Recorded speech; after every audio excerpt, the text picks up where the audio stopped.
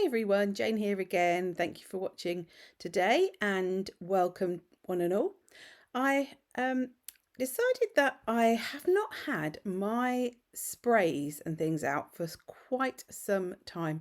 I have quite a little collection of the Distress Oxide sprays, and because I often work in journals and sketchbooks, I find them a bit inconvenient sometimes to use. So I thought to myself, I know I am going to put myself together a little journal of tags. Well, it's not a journal as such, it's just I decided to die cut myself a whole stash of tags. I've used the Winsor Newton watercolor paper. It's not 100% cotton, it's 25% cotton, and I guess the rest is cellulose. And I used a die set I had, I do believe it was Sizzix, and I have put them together on a book ring, and I'm just going to keep them like that so that I can take them off. I can use things like my sprays. I can also build a bit of extra dimension with them. So I thought that would be a fun little project to do when I wanted to get those sprays out, because I've got quite a collection of different sprays that I don't really use that much, and I do enjoy them, so I thought that would be fun and I could show you different ways. So today I am using the Oxides.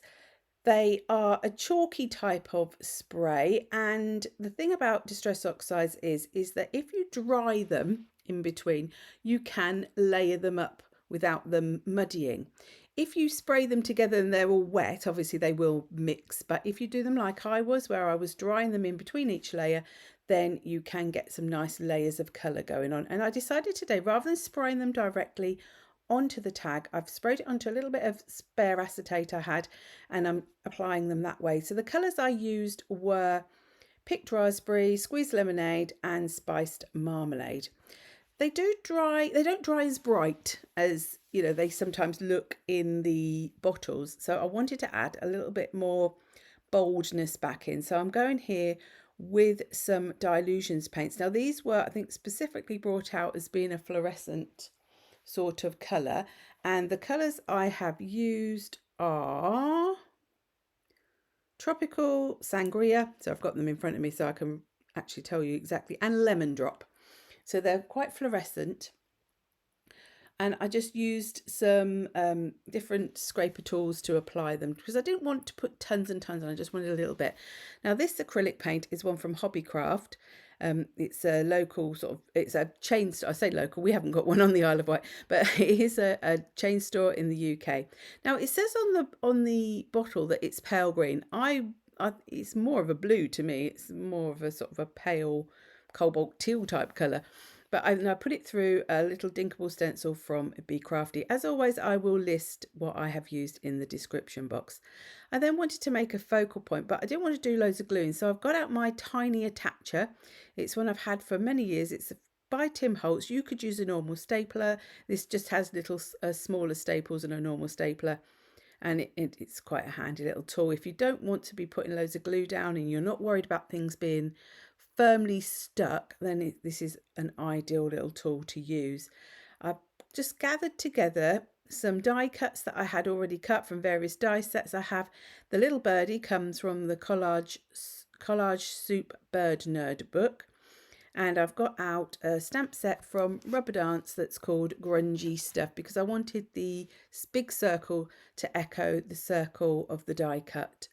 So I was just testing out, making sure my ink was fine, because I do tend to just keep grabbing my same ink pad, and I don't check if I need to re-ink it all the time until it gets to a point when, oh, oops, all of a sudden on the project it's wrong. So I've just added 2 stamps with Archival ink on there, and I just added 2 because then the third and my group of 3 is my die cut. So I'm just stapling them on with a little bit of die cut in the background, and I'm just going black and white to really contrast with that fairly bright coloured background. Then I decided that I wanted to raise my little birdie up with a little bit of foam, and I tend to, as well as using foam, I do add a little bit of glue.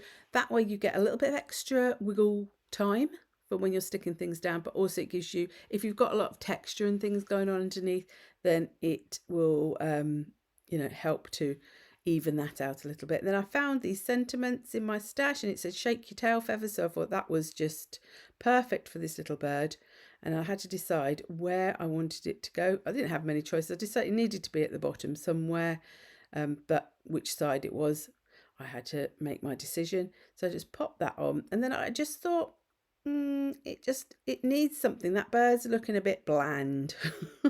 So I got my Posca pen out, my white Posca pen. I think I've gone with a 3M. I find sometimes the thicker ones just are a bit more free flowing, and you can still sort of use them quite lightly. So a little bit of highlighting and then some white splatters. So thank you very much for watching. If you have enjoyed this video, do please give it a thumbs up, and if you haven't already subscribed, I'd love it if you'd hit that subscribe button.